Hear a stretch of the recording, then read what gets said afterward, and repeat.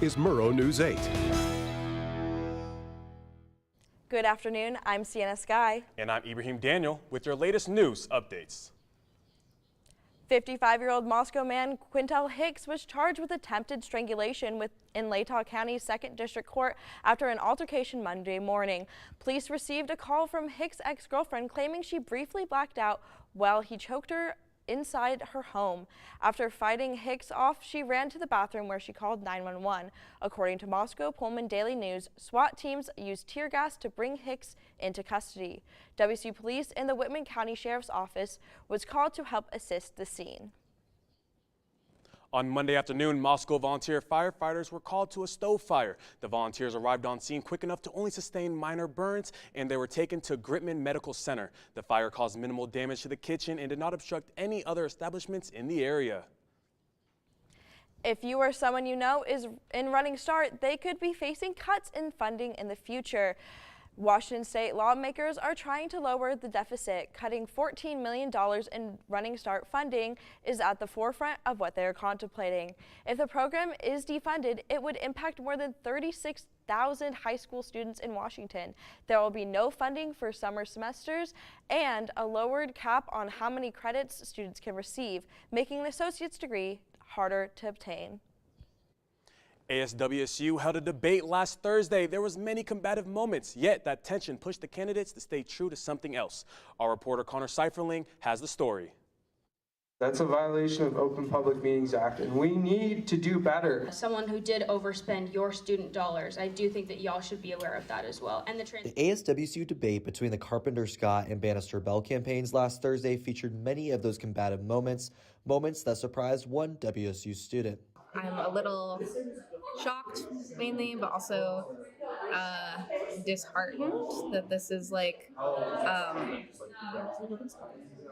these are fellow students that are, supposed to be advocating for me. Several ASWSU members made accusations that led both sides to poke holes in each other's campaigns. VP candidate Emily Bell felt some questions and comments were made in an unethical way. But I think the question could have been structured differently.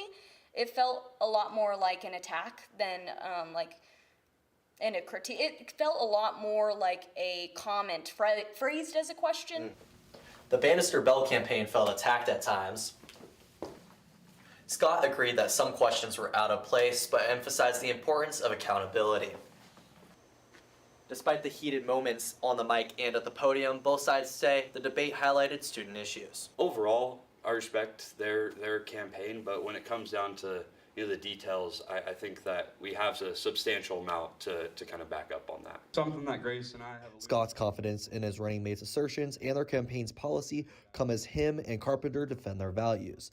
For Bell, these tense exchanges are a part of leadership and something she believes candidates need to be ready to face. But taking responsibility and being accountable for what you say, and also telling others when they're doing something wrong, and being able to move on and give yourself and others constructive criticism. Voting began Tuesday, and students can still vote up until Thursday at 3 p.m. Connor Seiferling reporting from Pullman, Murrow News 8.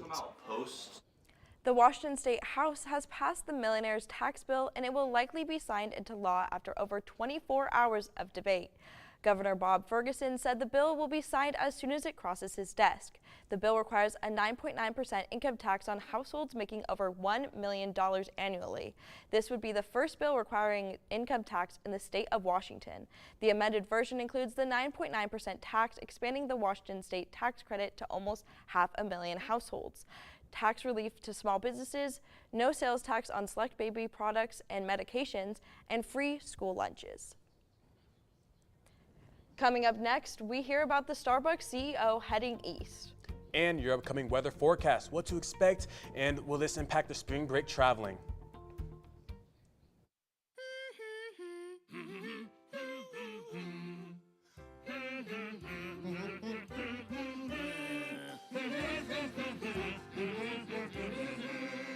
Elmo's daddy taught him that when he has a big feeling like being frustrated, humming a song can help you feel better. We all have big feelings, and we are all here for one another. Love your mind. Which makes you cooler, smoking or vaping? Which one is gonna make you fit in? Are your new friends going to enjoy a hit of your vape? Or will they like you more if you bring smokes out back? After all, you can't be cool without nicotine, right? Are you sure you're asking the right questions? Both smoking and vaping significantly increase your risk of lung cancer. Don't worry so much about being cool. Focus on staying healthy. After 44 years of living in Washington, former Starbucks CEO Howard Schultz has decided to move to the East Coast. He plans on living in Florida for his retirement with his wife Sherry and their dog Jonas. He was the CEO of the coffee company for 24 years and is moving to be closer to his family. Starbucks has been rumored to be moving their headquarters from Seattle all the way to Nashville, Tennessee.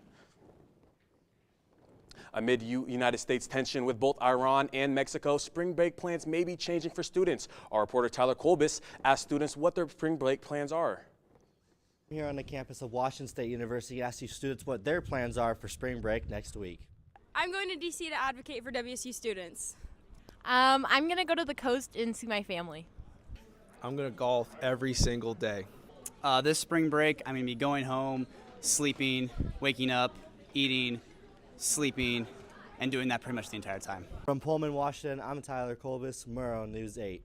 Do you like sushi, boba, and looking for a dining experience you won't forget? A new business is back in Pullman. Our reporter Grace Harvey is live at the site to tell us more. Grace? Thanks, guys. I'm here in downtown Pullman, right across the street from the Amazon at the old location where Thomas Hammer used to be. Now, this building will be the new spot for Meng's Sushi. Now, Meng's used to be in Pullman at the lumber yard, but when that building closed down in January, they took the opportunity to move here. Now, the official opening date for the restaurant has not been yet announced, but pay attention to their social medias because they will be dropping that date soon. That's all I have for you guys out here. I'll send it back to the desk for more news. Thanks, Grace. I got to check that place out. I just hope the weather works in my favor. Ella, what's our forecast looking like? Well, it's looking like our roads are pretty wet out as we've been experiencing rain throughout the day today. We had a high of 45 and a low of 44. Tonight, we will be heading into a high wind advisory with wind gusts getting up to about 65 miles per hour and our wind speeds hitting about 35 miles per hour. Heading into tomorrow's forecast, it looks like we're pretty similar with the rain continuing throughout the day. However, those winds will die down early morning.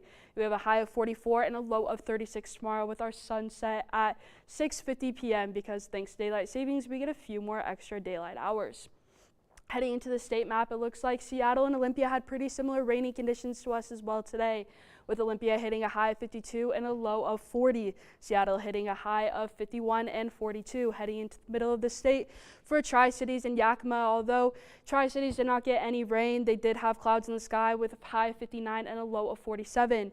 Yakima having a high of 54 and a low of 39 with those raining conditions. Spokane, very similar conditions to us. They had a high of 48 and a low of 39. Heading into our 5-day forecast, it looks like we will be experiencing that rain and wind conditions throughout the weekend, heading into the weekend, as I should say, with our highs in the mid-40s and our lows heading down to about 27 on Saturday night. Heading into Sunday and Monday, that rain will clear up. However, skies will be cloudy with a high of 56 on Monday, just in time for spring break. That's all I have for you guys. Heading back to the desk. Thanks, Ella. I hope everyone stays safe out there. Yeah, those gusty winds sounds intense. I'm not a fan. Well, up next in sports, we'll check out an NBA basketball player making history. And we'll highlight a WSU tennis player gaining titles after the break.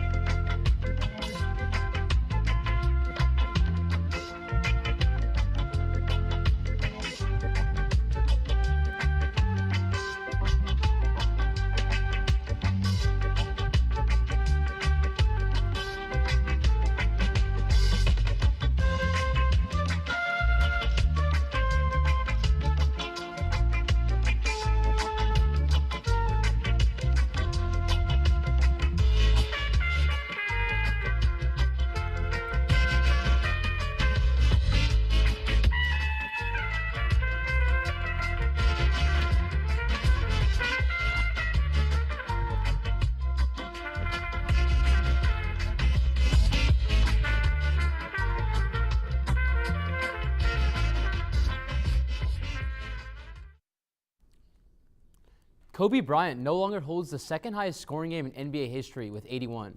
Bam Adebayo made history last night, jumping Kobe Bryant for second on the list of highest scoring games of all time.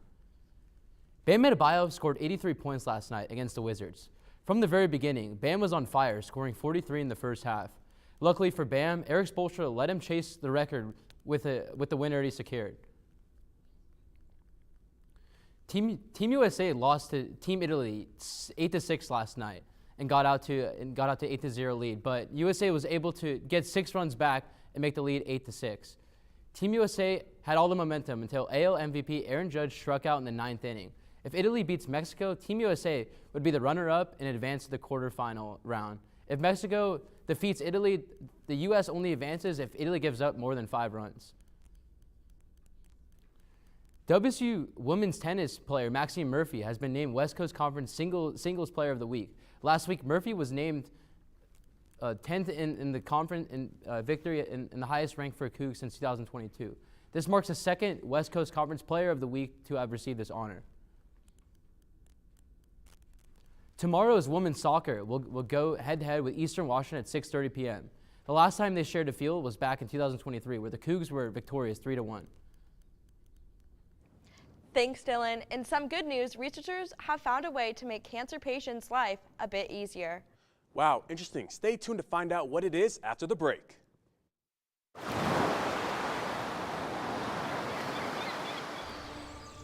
Hear that?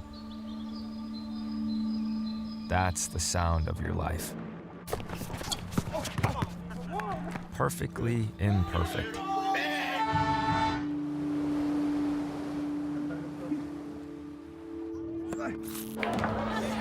Beating in rhythm to the world you've created.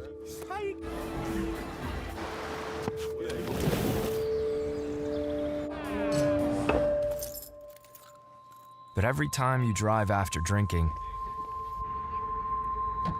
the music gets drowned out. Your life sounds pretty great. Don't let a buzz ruin it. Buzzed driving is drunk driving. Don't drive buzzed. A new fruit called the Miracle Berry has been developed to help remove the metallic taste from chemo patients. This berry is native to Africa, but is now being grown in Florida. The berry does not do anything to prevent cancer. However, it does make that rotten taste go away, making it easier for patients to eat food. Well, I don't know about you guys, but I just feel like cancer patients, they deserve that. There's no way they have to go through all that struggling, but now we have a thing that can help out with chemo. Ella, I know you've kind of dealt with some personal things in that regard. What do you have to say about that? Yeah, I had someone pretty close to me pass away, but when she was doing chemo treatments, I was there by her side, and that berry would have been awesome for her and that food. Have you guys had any experience or think that this is a great invention? Yeah, my godmother actually had cancer, and it was just so insane to see what she had to go through. So it's just so nice that we are having some development in that area, because cancer patients need a break. Absolutely. Yeah, next we need the cure. Well, that's all we have today for you guys, folks. We will be watching on Murrow News 8 on Instagram and YouTube. Make sure to follow us on our socials, and that's all we have for you. Have a fabulous night, everybody, and take care of yourselves.